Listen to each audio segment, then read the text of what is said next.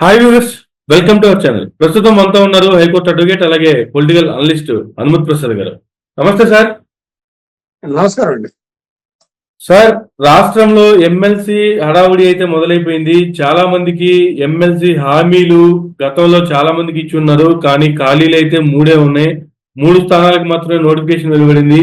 3 స్థానాల్లో ఎవరికి న్యాయం చేయాలి, ఎవరికి ప్రాముఖ్యత ఇవ్వాలి అనేటువంటి దానిలో కూటమిలోకి వచ్చేటప్పటికి మరలా ఇప్పటి వరకు నెక్స్ట్ ఎమ్మెల్సీ నోటిఫికేషన్ రాగానే నీకే నీకే నీకేనే హామీలు ఇచ్చిన వాళ్ళంతా కూడా పక్కకి వెళ్ళిపోయి కొత్త వ్యక్తులు మరలా తెర మీదకి వచ్చారు. పాత వారికి మరలా అన్యాయం జరుగుతూనే ఉంది. వాళ్ళకి మరలా మొండి చేయి దొరికిందనుకోవాలి. ఏంటి సార్ అసలు ఈ ఎమ్మెల్సీలు, ఈ సెలక్షన్స్ లేదా ఈ వ్యక్తుల ప్రయారిటీ ఏ విధంగా ఇస్తారు అసలు కూటమిలో జరుగుతున్నటువంటి పరిస్థితులకు సంబంధించి, అలాగే ఇప్పటికీ ఇంకా ఎమ్మెల్సీ వస్తుందనుకొని వెయిట్ చేస్తున్నటువంటి వాళ్ళకి రానటువంటి వాళ్ళ యొక్క పరిస్థితి అని అడిగితే ఏం చెప్తారు సార్? ఇప్పుడు ఇప్పుడు తెలుగుదేశం పార్టీ ప్రధానంగా కూటమి ప్రభుత్వంలో బీజేపీ ఓటిచ్చింది, జనసేన ఒకటి తీసుకుంది. సో దాని గురించి పక్కన పెడితే తెలుగుదేశం ప్రభుత్వానికి ఆశావాహులు ఎక్కువగా ఉన్నారు సీట్ల కోసం. మొన్న 5 సీట్లు అందులో చెరుకోటి బీజేపీ జనసేన పట్టుకుపోయి చివరి వరకు కూడా కాకుండా 5టిని తన దగ్గర ఉంచుకుందాం అనుకుంది, కానీ తెలుగుదేశం పార్టీ అది అవ్వలేదు. అవలేకపోతే ఇప్పుడు ముగ్గురులో ఎవరిని ఎంచుకోవాలి అనేటువంటి మీమాంస వచ్చినప్పుడు ఇందులో ఈ ఎమ్మెల్సీల ఎంపికలో లోకేష్ గారి మార్కు స్పష్టంగా కనపడుతుంది. అతను సీనియర్లకి దఫా ఎవరికి అవకాశాలు ఇవ్వకూడదు అనుకున్నాడు. మొదటి నుంచి సీనియర్లకి డౌట్ గానే ఉంది. ఇప్పుడు ఎందుకంటే ఒకసారికి ఒకటే పదవి చేయాలి, ఎన్నిసార్లు పడితే అన్ని సార్లు చేయకూడదు, ఇలాగ ఆయన కొన్ని కండిషన్స్ పెట్టాడు, లీక్లు ఇచ్చాడు సీనియర్లకి ఇంటికి పంపిస్తామని చెప్పి. దాని మీద అప్పటి నుంచి కొంతమంది బాటంగా విమర్శించకపోయినప్పటికీ పరోక్షంగా గనక విమర్శిస్తున్నారు. ఇప్పుడు జనరల్ గా ఏంటంటే చంద్రబాబు నాయుడు గారి మార్క్ అంటే యనమల రామకృష్ణుడు గారు ఖచ్చితంగా ఉండాలి. రెండోది, అదే జిల్లా నుంచి వర్మ గారు బాగా ఎక్స్పెక్ట్ చేశారు. ఎందుకంటే పవన్ కళ్యాణ్ గారి కోసం సీట్ని త్యాగం చేశారు. ఆయనకి స్పష్టమైన హామీ ఉంది, నీకు ఎమ్మెల్సీ ఇస్తానని. అలాగే దేవినేని ఉమ్మ గారుగా అంటే సీనియర్ పొలిటీషియన్, ఇరిగేషన్ మినిస్టర్ గా చేశాడు, మంచి అవగాహన ఉన్నటువంటి వ్యక్తి, ఆయనకి ఇస్తారనుకున్నారు, ఆయనకి పక్కన పెట్టేశారు. దీన్ని బట్టి ఏంటంటే ఈ చంద్రబాబు నాయుడు గారికి అనుకూలంగా ఉండే వాళ్ళందరినీ కూడా ఏదో విషయమే దూరంగా పెట్టడం జరిగింది. యువతకి ప్రాధాన్యత ఇచ్చేలాగా లోకేష్ గారి మార్క్ అన్నది ఎమ్మెల్సీలో స్పష్టంగా పనిచేసింది. అంటే చాలా మంది వీళ్ళకి వస్తుంది అనుకోలేదు.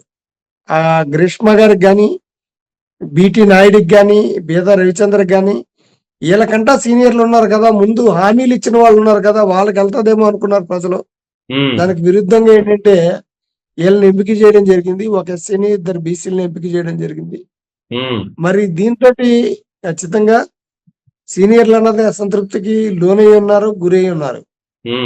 దానికి తోడు కూటమి, జనసేన, భారతీయ జనతా పార్టీ మధ్య బంధం ఉందా అంటే ఉందా, లేదా అన్నట్టు లేదన్నట్టుగా ఉంది. పైకి మట్టుకు కలిసి ఉంటూ కనిపిస్తారు. ప్రజల్లో వ్యతిరేకత ఎక్కువ ఉంది. వీటిని దృష్టిలో పెట్టుకుని తెలుగుదేశం కరెక్ట్ గా డ్రైవింగ్ చేయలేకపోయిందని నేను అనుకుంటున్నాను. అంటే ఇక్కడ సరే మిగతా వాళ్ళు దేవినేని ఉమ్మ గారికి సంబంధించి కావచ్చు, లేదంటే యనమల రామకృష్ణ గారికి సంబంధించి కావచ్చు, లేదంటే ఇంకా సీనియర్లందరినీ పక్కన పెడితే, ఒకవేళ పక్కన పెట్టారు అనుకుందాం, వీళ్ళందరినీ తీసి పక్కన పెడితే పిఠాపురం వర్మ గారికి ఎట్టి పరిస్థితుల్లోనూ ఎమ్మెల్సీ ఇవ్వాలి, ఈసారి వస్తుంది అనేటువంటిది వర్మ గారి సంబంధించి కావచ్చు, లేదంటే పిఠాపురం నుంచి కావచ్చు, చాలా మంది వెయిట్ చేస్తున్నటువంటి తరుణంలో నాడు తమ్ముడు కోసం అంటే జనసేన అధ్యక్షుడు పవన్ కళ్యాణ్ గారి కోసం ఎమ్మెల్యే సీట్ త్యాగం చేసినటువంటి వర్మ గారు నేడు అన్న కోసం అంటే నాగబాబు గారి కోసం ఎమ్మెల్సీ సీట్ త్యాగం చేసినటువంటి వర్మ గారు, ఆనాడైనా ఆయనదే త్యాగం, ఈనాడైనా ఆయనదే త్యాగం. ఈ త్యాగాన్ని ఎలా చూడాలి సార్? అసలు ఈ త్యాగానికి తగిన ప్రతిఫలం అసలు ఈ కూటమి అధికారంలో ఉండే లోపు ఏమన్నా దక్కే అవకాశం ఉందంటారు అసలు, లేదా ఆయన అలా త్యాగాలు చేసుకుంటూనే పోతూ ఉండాలా? ఇప్పుడు ఈయన త్యాగం చేయడానికి పవన్ కళ్యాణ్ గారికి సంబంధం లేదు. ఆయన త్యాగం చేయడానికి ఇప్పుడు ఎమ్మెల్సీ సీట్ రాకపోవడానికి పవన్ కళ్యాణ్ గారికి సంబంధం లేదు. ఉమ్, పవన్ కళ్యాణ్ గారు ఆ రోజున ఆయనకి మద్దతు ఇస్తానని బాహాటంగా ప్రకటించారు. ఏ ఉమ్, రకమైన ముందస్తు చర్యలు చేయకుండా. అదే ఉమ్, చాలా గొప్ప. ఉమ్, అటువంటిది ఆయన ఇచ్చినప్పుడు ఆయన ఎక్కడైతే పోటీ చేశాడో ఆ పోటీలో భాగంగా వాళ్ళకి సీట్ ఇవ్వాల్సిందే. ఉమ్, అందువల్ల ఆయన త్యాగం చేశాడంటే అది తెలుగుదేశం వాళ్ళు చూసుకోవాలి, వర్మ గారు చూసుకోవాలి. ఓకే.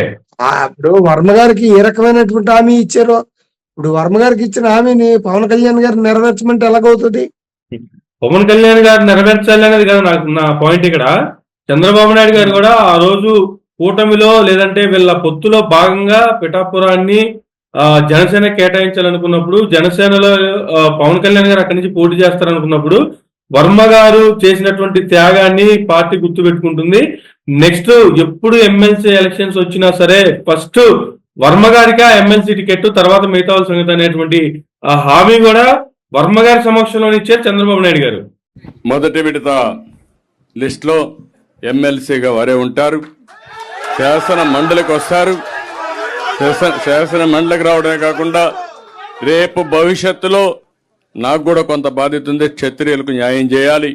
అలాంటి న్యాయం చేసే దాంట్లో ప్రమోషన్లో మొట్టమొదటిగా వర్మ గారు ఉంటారని చెప్పి మరొకసారి మీ అందరికి తెలియజేసుకుంటూ, ఇంకొక పక్కన కార్యకర్తలందరినీ కోరుతున్నా, ఈరోజు వర్మ గారంటే అభిమానంగా ఉండే ప్రతి ఒక్కరూ పవన్ కళ్యాణ్ గారిని గెలిపించుకోవాలి. అతిపెద్ద మెజారిటీ, చరిత్రలో ఎప్పుడు రానంత మెజారిటీ రావాలి. ఇప్పుడు రెండోదండి, అది 100% మీరు చెప్పింది కరెక్ట్. నేను అంటుంది ఏంటంటే, ఉమ్, వర్మ గారి సీటుకి పవన్ కళ్యాణ్ గారికి సంబంధం లేదన్న. ఎందుకన్నానంటే, వర్మ గారు టికెట్ రాకపోవడానికి పవన్ కళ్యాణ్ గారు కారణమేమో అనుకుంటున్నాడు. ఎందుకంటే ఆయన అసంతృప్తితోటి ఈ గెలుపుని నేనే గెలిపించాను అన్నట్టుగా ఆయన ఒక ట్వీట్ చేశారు. ఉమ్, ఆయన ట్వీట్ చేశారు. ఆ ట్వీట్ తోటి మీది కాదు, నేను లేకపోతే పవన్ కళ్యాణ్ గారు లేదు అన్నట్టుగా కొంతమంది భావించారు. ఉమ్, మొదటి నుంచి కార్యకర్తలు ఏదో రకంగా దాడి చేస్తున్నారు, ఇంకోటనో పవన్ కళ్యాణ్ గారికి తన పూర్తి సహాయ సహకారాలు అందించట్లేదు వర్మ గారు. ఉమ్, ఇవన్నీ దృష్టిలో పెట్టుకుని పవన్ కళ్యాణ్ గారు ఏమైనా అడ్డుపనులు వేశారా ఆయనకి రాకుండా అని కొంతమంది టాక్. ఉమ్, అంటే ఆ జిల్లాల్లో ఓకే. ఇప్పుడు వర్మ గారు కూడా ఆయనకి ట్వీట్ రాపోవడానికి ఈయన కారణం అని ఈయన పెట్టకూడదు.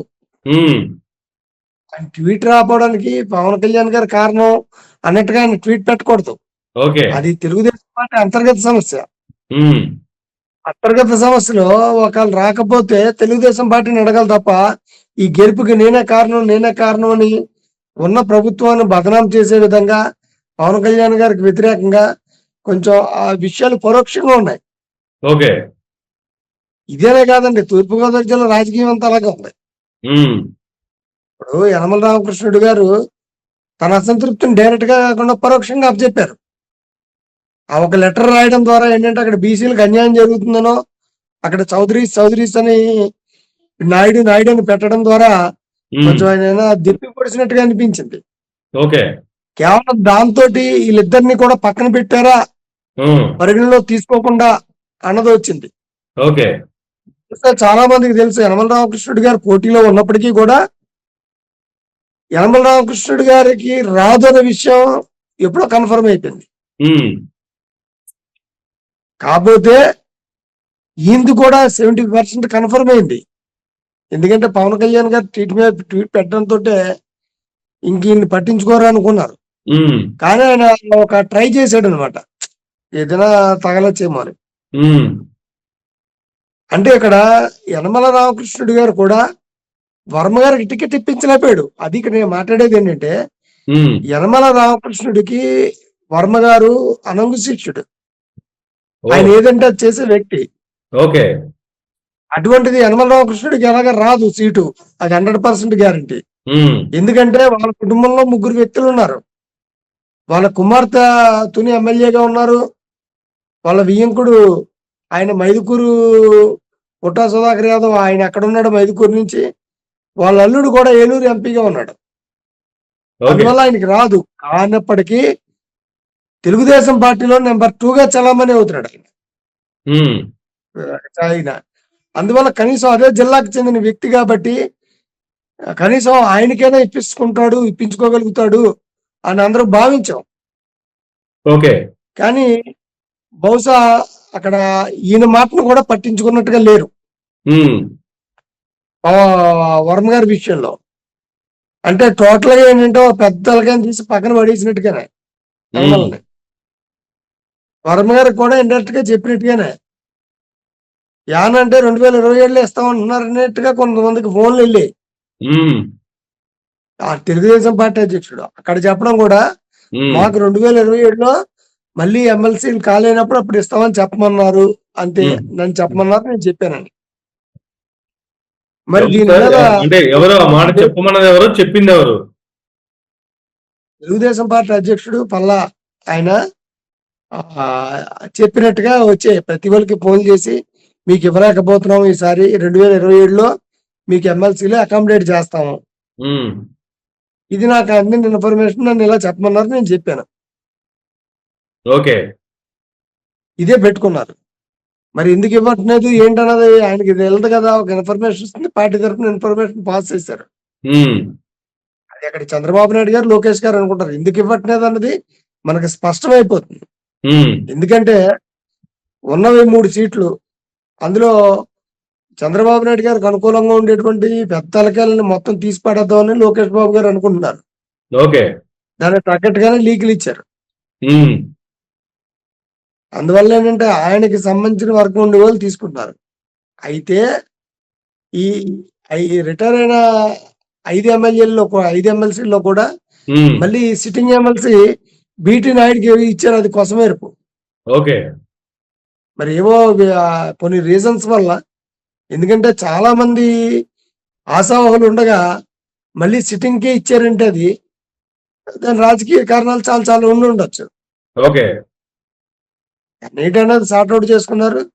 వీళ్ళల్లో ఇప్పటి వరకు అంతర్గతంగా ఉన్నటువంటి అసంతృప్తి వెలుగుకే అవకాశం ఉంటుందా? ఒకవేళ అలా చేస్తే ఆ తెలుగుదేశం పార్టీ దానికి సిద్ధంగా ఉందా? దాన్ని ఎలాగ నివారిస్తుంది? బుజ్జగిస్తుందా? లేకపోతే తీసి పక్కన పడేస్తుందనా చూడాలి. అయితే ఈ విషయం మీద వర్మ గారు కూడా స్పందించారు సార్. టీడీపీ పార్టీ మాకు అన్యాయం చేయదు, పార్టీ ఎప్పుడు ఏ పదవి ఇస్తే ఆ పదవికే, లేదు పార్టీ ఏది ఆదేశిస్తే దానికే మేము లోబడి ఉంటాం అనేటువంటి కామెంట్లు కూడా వర్మ గారి దగ్గర నుంచి వచ్చాయి. అంటే ఆయన కూడా 2027లో ఇస్తారు అనే దానికి, అప్పటి వరకు వెయిట్ చేసేదానికి ఆయన కూడా సముఖత చూపినట్టే అనుకోవాలా? ప్రజలంతా కూడా గుడ్డులో పెట్టుకుని 50,000 రాత్రి పగలంతా మేము పనిచేశాను. ఓడిపోయినా నేను ఈ నియోజకవర్గం వదలకుండా అలుపడకుండా పనిచేశా. ప్రజల కష్టాలు ఉన్నా, రైతుల కోసం పోరాడా. ప్రతిరోజు ఉదయం 7 నుంచి 10 వరకు పనిచేశాను. నేను పనిచేసాను, మా నాయకులు నేను లేదో ప్రజలు తెలుసు. నేను కష్టపడ్డానో లేదో ప్రజలు తెలుసు. నేను ఎటువంటి వ్యక్తినో ప్రజలు తెలుసు. నేను ఈ సందర్భంగా కార్యకర్తలు అందరినీ కోరేది, పవన్ కళ్యాణ్ గారికి దీనికి ఏ విధమైన సంబంధం లేదు. ఇది మన పార్టీ వ్యవహారం. చేత దయచేసి సమయంగా ఉండండి. మనం ఒక వ్యక్తిని ఎవరినో కూడా గౌరవించాలి తప్పితే మనం వేరేగా మాట్లాడద్దు. అందరికీ చేతులు జోడించి నమస్కరిస్తాం. రెండవది బాధ ఉంది, లేదు కాదు, 2 నెలల నుంచి బాధ లేదని.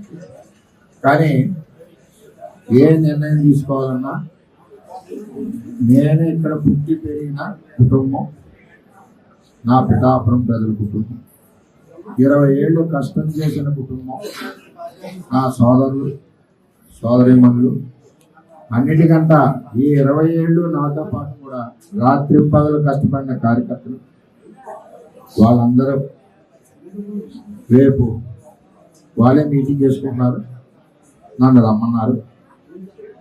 వారి అభీష్టం మేరకు, ప్రజల అభీష్టం మేరకు నేను పనిచేస్తాను. నేను కూడా 20 సంవత్సరాల్లో 70 సంవత్సరాల వయసులో ఎంత కష్టమైతే చేస్తారో నేను 20 సంవత్సరాల్లో పార్టీకి కానీ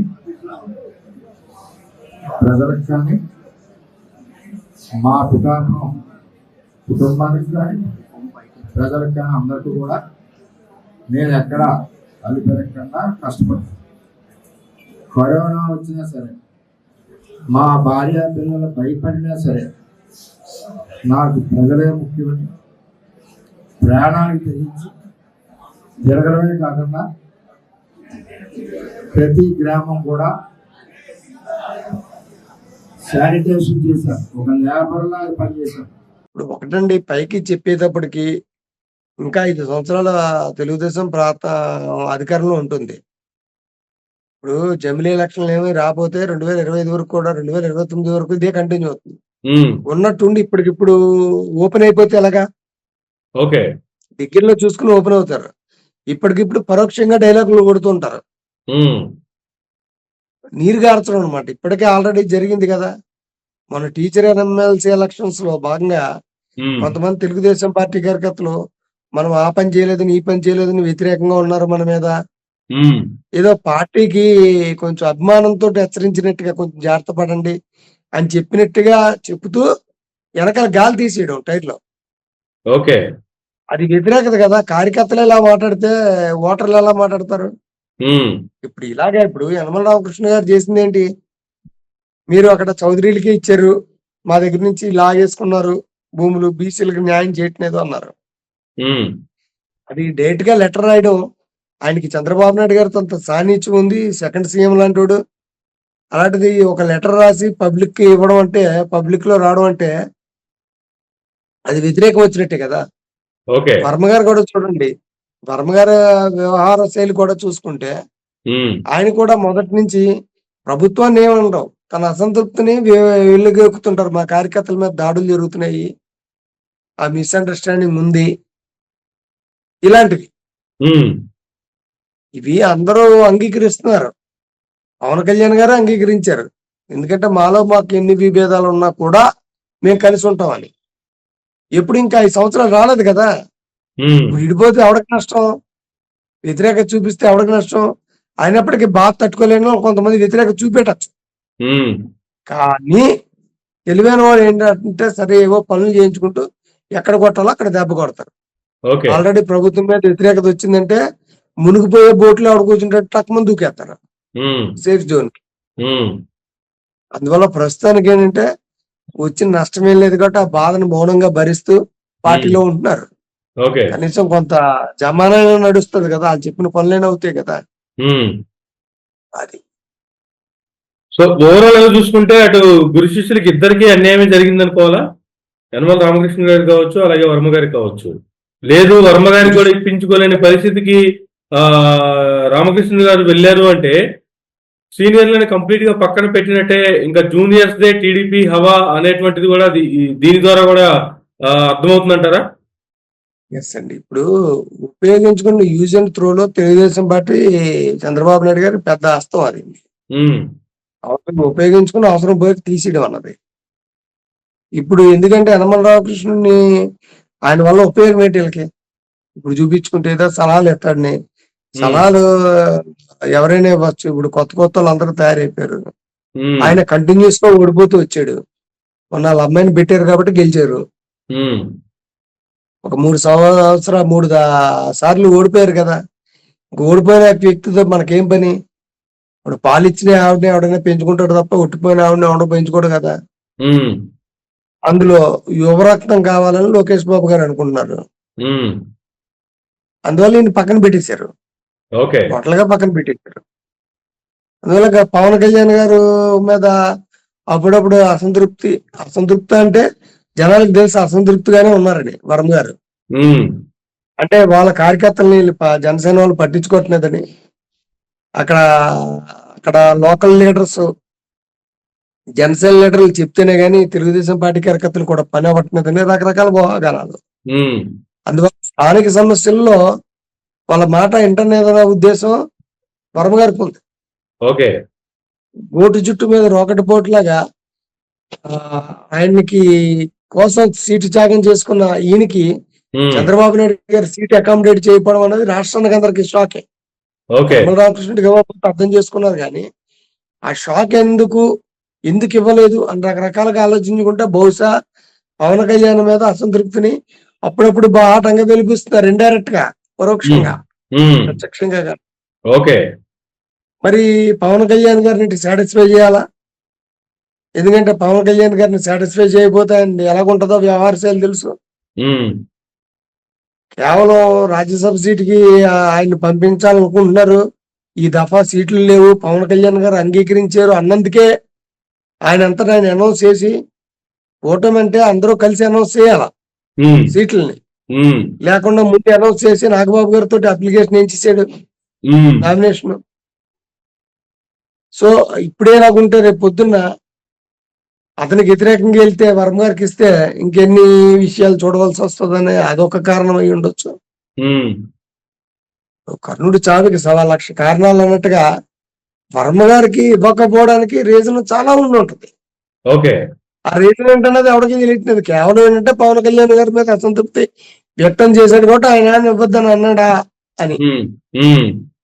అని ఉన్నా కూడా మనం నిరూపించలేదు కదా ఎవడను. అది తెలుగుదేశం పార్టీ అంతర్గత వ్యవహారం అంటారు. ఆయన ఇచ్చుకోకపోతే మేమేం చేస్తా ఉంటారు ఇక్కడ. అది ఫైనల్ గా అయితే ఎమ్మెల్సీ ఎలక్షన్స్ సాక్షిగా కూటమిలో ఉన్నటువంటి లుకలుకలు బయటపడుతున్నాయి అంటారు, బయటపడ్డాయంటారా? కూటమి పార్టీలో ఉండేటువంటి లుకలుకలు బయటపడ్డాయి, తెలుగుదేశం పార్టీలో అసంతృప్తులు బయటపడుతున్నాయి, జనసేనలో కూడా కుటుంబ వారసత్వానికి నేను దూరంగా ఉన్నానని చెప్పి అక్కడ వాళ్ళ అన్నయ్యకి ఇవ్వడం వల్ల జనసేనలో కొంత అసంతృప్తి ఉంది. అది నిగురుగొప్ప నిప్పులా లేకపోయినా అసంతృప్తి అనేది ఉంది. అసంతృప్తి బయటపడుతుంది. ప్రజల్లో అయితే ఏ రకంగా ఇచ్చిన హామీలని ఏ రకంగా నేను అమలు చేయలేదు అనేటువంటి భావన ప్రజల్లో ఉంది. ఈ అసంతృప్తి అనేది ప్రస్తుతానికి మాట్లాడకపోయినా ప్రజలు అన్నది తమ ఓటు అనేటువంటి ఒక ఆయుధం ద్వారా వాళ్ళకి పనిష్ చేస్తారు, ప్రజల మైండ్ లోకి కానీ పనిష్ చేస్తారు. అయితే ఇంకా చాలా ఉన్నాయి. ప్రజల మనసుల్ని ఆదరాభిమానాల్ని కోరుకొని మంచి నాడీ వైద్యం తెలిసిన డాక్టర్ గా చంద్రబాబు నాయుడు అందరూ చూస్తున్నాం కనుక ప్రజల్ని నాడిని ఎందుకు పట్టుకోలేకపోయాడా, వాళ్ళకి అనుగుణంగా ఎందుకు వెళ్ళలేకపోయాడా, ఆయన మీద ఏమైనా ఒత్తిడి ఉందా అనేటువంటి విషయాలు కొంచెం జనాలు ఆలోచిస్తున్నారు. ఏమవుతుంది అనేది త్వరలో చూద్దాం. Right sir, thank you sir, thank you very much అండి. ఇదండి ఎమ్మెల్సీ ఎలక్షన్ సాక్షిగా ఏమైతే జరుగుతున్నాయి కూటమిలో, ఎవరి వల్ల ఎవరికి ఏంటి అనేది కూడా ఇప్పటికే అర్థం కాని పరిస్థితులు అయినప్పటికీ కూడా ఏ పార్టీకి ఆ పార్టీయే ఆలోచించుకోవాల్సినటువంటి వారి యొక్క అంతర్గత విషయాలు అనేటువంటిది హనుమంత్ ప్రసాద్ గారు ఇచ్చినటువంటి విశ్లేషణ.